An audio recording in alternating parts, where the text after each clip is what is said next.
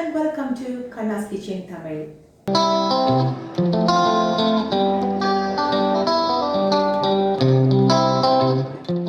நீங்கள் ஃபர்ஸ்ட் டைமாக என்னோடய வீடியோ பார்க்குறீங்கன்னா மறக்காமல் கீழே உள்ள சப்ஸ்கிரைப் பட்டனை ப்ரெஸ் பண்ணி பெல் ஐக்கானை கிளிக் பண்ணிக்கோங்க.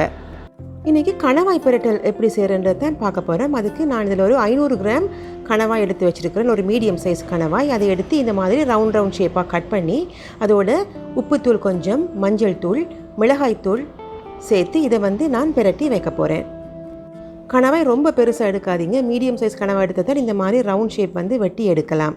இப்போது இதை தண்ணி கொஞ்சம் சேர்த்து இதை அவிச்சு எடுத்து வச்சுக்கொள்ளுங்க. ஒரு ரோஸ்டட் கறி பவுடர் செய்ய போகிறேன். அதுக்கு இதில் காஞ்ச மிளகாய் 15 எடுத்துருக்கிறேன். அதோட 2 டேபிள் ஸ்பூன் கொத்தமல்லி, ஒரு சாதிக்காய்ப்பூ, அதோட 2 கிராம்பு, 2 ஏலக்காய், 1/4 டீஸ்பூன் அளவுக்கு மிளகு, 1/4 டீஸ்பூன் வெந்தயம், 1/4 டீஸ்பூன் அளவுக்கு சின்ன சீரகம், 1/2 டீஸ்பூன் பெரிய சீரகம், கடுகு ஒரு பிஞ்ச், கருவாப்பட்டை 1 இன்ச் அளவுக்கு, அதோட கருவேப்பிலை கொஞ்சம். இது எல்லாத்தையும் எண்ணெய் சேர்க்காம ட்ரையாக வறுத்து எடுத்துக்கொள்ளுங்க. இந்த மாதிரி இந்த கருவேப்பிலை உடைஞ்சதுன்னா நீங்கள் வறுத்தது சரியாக இருக்குது. மசாலா பொருட்கள் எல்லாம் நல்லா ஆறின பிறகு ஒரு மிக்ஸி ஜாரில் போட்டு இந்த மாதிரி பவுடராக அரைச்சி எடுத்துக்கொள்ளுங்க. இப்போ இதெல்லாம் 2 பெரிய வெங்காயத்தை எடுத்து அதை நீள வாக்கில் மெல்லிசாக கட் பண்ணி வச்சுருக்கேன். பேனை சூடாக்கிட்டு அதில் எண்ணெயை ஒரு 2லேருந்து 3 டேபிள் ஸ்பூன் இல்லை 4 டேபிள் ஸ்பூன் மாதிரி விட்டுட்டு எண்ணெய் காஞ்சதும் இப்போ நம்ம வெட்டி வச்சுருக்கிற இந்த வெங்காயத்தை போட்டு இதை வதக்குங்க. வெங்காயம் லைட்டாக வதங்கி வரும்போது இதில் கருவேப்பிலை கொஞ்சம், அதோட காஞ்ச மிளகாய் ஒரு 3லேருந்து 4 காஞ்ச மிளகாயை சின்னதாக கட் பண்ணிவிட்டு அதையும் இதோடு சேர்த்து நல்லா வதக்கி கொள்ளுங்க. இப்போது இதில் உப்பு கொஞ்சம் சேர்த்துக்குங்க.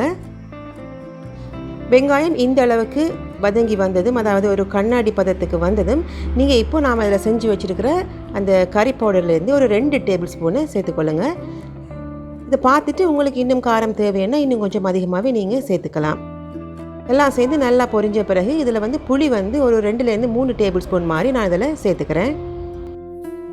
இப்போது கொஞ்சமாக தண்ணி விட்டு அவிச்சு வச்சு இந்த கணவாய் ரிங்ஸை இதோடு சேர்த்து போட்டு பிரட்டி எடுத்துக்கொள்ளுங்க. இப்போது இதில் ஒரு 1/2 கப் அளவுக்கு தேங்காய் பால் சேர்த்துக்கிறேன். ஏன்னா நாம் இந்த ரெசிபிக்கு தக்காளி பழம் சேர்க்கல, அதால் இந்த க்ரீமினஸ் உங்களுக்கு கிடைக்காது, ஒரு திக்னஸும் வராது. அதால் கடைசியில் பால் தேங்காய் பால் இதில் சேர்த்துக்கிறேன். இந்த நேரத்தில் நீங்கள் உப்பை சரி பார்த்துக்கொள்ளுங்க. குயிக்காகவும் ஈஸியாகவும் செஞ்சு முடிச்சாச்சு இந்த டிஷ்ஷை. இப்போ இது இன்னொரு பிளேட்டுக்கு நாம் மாற்றிடலாம்.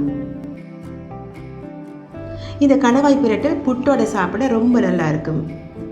இல்லை சைட் டிஷ்ஷாக கூட நீங்கள் இதை வச்சுக்கலாம். நீங்களும் இந்த டிஷ்ஷை வீட்டில் ட்ரை பண்ணி பாருங்கள். உங்களுக்கு இந்த வீடியோ பிடிச்சிருந்தா ஒரு லைக் கொடுங்க, சப்ஸ்கிரைப் பண்ணி பெல் ஐக்கானை கிளிக் பண்ணுங்கள்.